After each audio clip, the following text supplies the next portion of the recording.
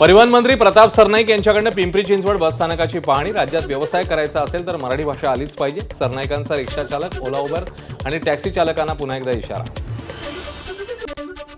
ABP माझाच्या बातमीनंतर जळगावचे जिल्हाधिकारी रोहन गुगेंकडून जळगाव बस स्थानकाची पाहणी। माझाने दाखवली होती बस स्थानकाची दुर्दशा।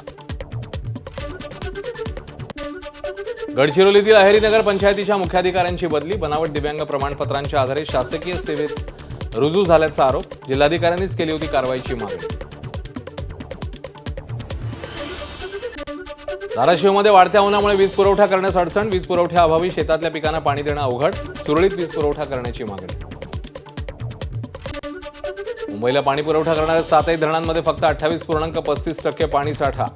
15 मे पासून 10% पाणी कपात करण्याचा पालिकेचा निर्णय। सध्या 6 जुलैपर्यंत पुरेल इतकाच पाणी साठा। कोकण रेल्वे मार्गावर उन्हाळी विशेष गाड्या। गर्दी कमी करण्यासाठी कोकण रेल्वेचा निर्णय। मडगाव ते लोकमान्य टिळक टर्मिनस दरम्यान धावणार विशेष लोकल।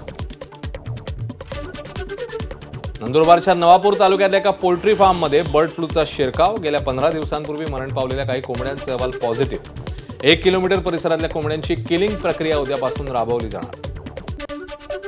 सिंधुदुर्ग जिल्ह्यातल्या दोडामार्ग तालुक्यात तापमानाचा पारा 40 अंशांवर। उष्णतेपासून वाचण्यासाठी ओंकार हत्तीची कळणे नदीत डुबकी। माणसांप्रमाणेच प्राण्यांनाही उष्णतेच्या झळा। भाजपची 2 मे रोजी कोलकातामध्ये महत्त्वपूर्ण बैठक। मतमोजणी प्रक्रियेच्या तयारीतल्या अंतिम स्वरूप देण्यासाठी बैठकीचं आयोजन। आमदार खासदारांना बैठकीला उपस्थित राहण्याचे आदेश। ज्येष्ठ अभिनेते नाना पाटेकर 76व्या वर्षी जिममध्ये गाळतायत घाम। जिममध्ये ट्रायसेप डिप्स करतानाचा व्हिडिओ व्हायरल। निर्माते अतुल कसबेकर यांनी पोस्ट केलाय व्हिडिओ।